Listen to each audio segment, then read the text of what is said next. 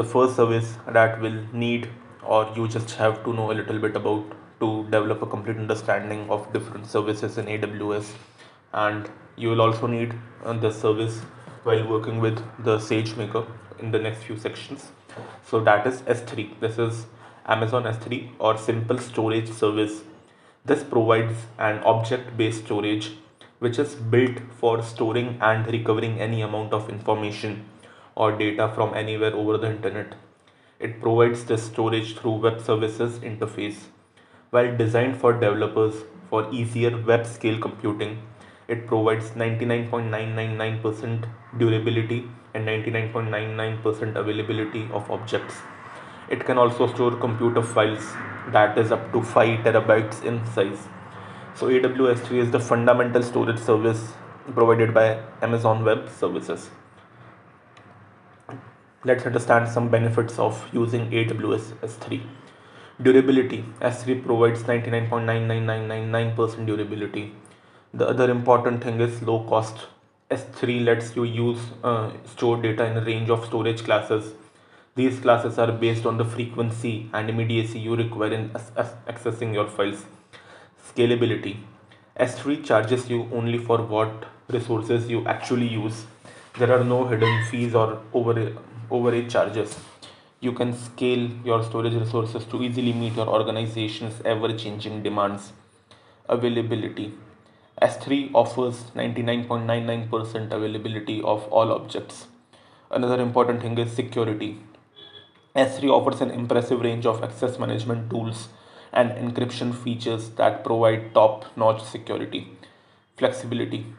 S3 is ideal for a wide range of uses like data storage, data backup, software delivery, data archiving, disaster recovery, web hosting, mobile applications, IoT devices, and much more. Simple data transfer.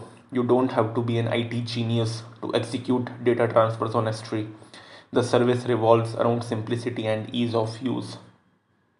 The next important service that AWS gives is RDS.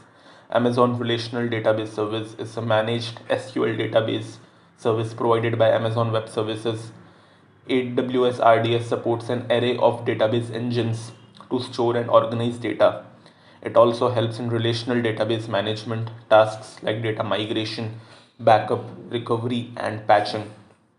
Amazon RDS facilitates the deployment and maintenance of relational databases in cloud.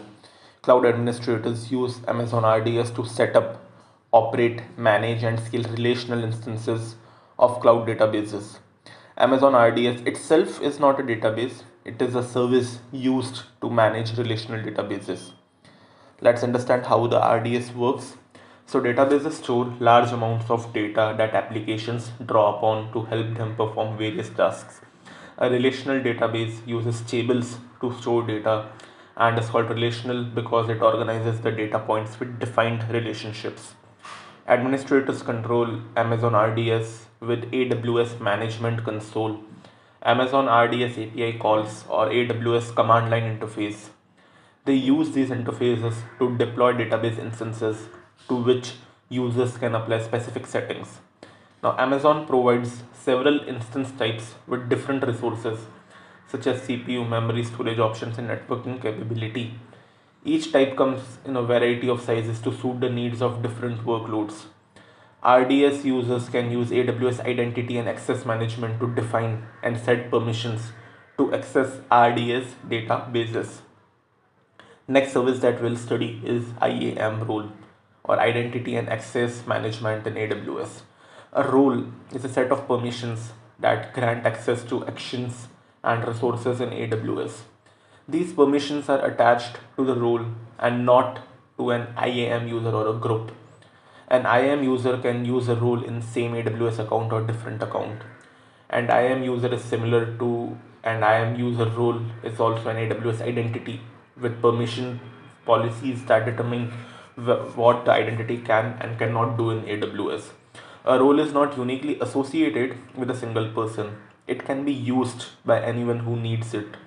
A role does not have long-term security credential, password or security key. Instead, if the user uses a role temporarily, security credentials are created and provided to the user. You can use the roles to delegate access to users, applications or services that generally do not have access to your AWS resources. The next and the most popular or the fundamental service provided by AWS is EC2, Elastic Cloud Compute. EC2 stands for Amazon Elastic Cloud Compute Cloud. Amazon EC2 is a web service that provides resizable compute capacity in the cloud. So simply by using EC2, you are creating virtual instances of machines in your cloud. Amazon EC2 reduces the time required to obtain and boot new user interfaces to minutes rather than in older days. If you need a server that you had to put a purchase order and cabling is done to get a new server, which is very time consuming process. Now Amazon has provided an EC2, which is a virtual machine in the cloud that completely changes the industry. You can scale the compute capacity up and down as per the computing requirement changes. Amazon EC2 changes the economics of computing by allowing you to pay only for the resources that you actually use rather than previously you have to buy the entire physical server. You have to look up for a server and with decent CPU capacity, RAM capacity, and you have to buy the server over a 5-year term. So you have to plan for 5 years in advance. People spend a lot of capital in such investments. EC2 allows you to pay for the capacity that you actually use.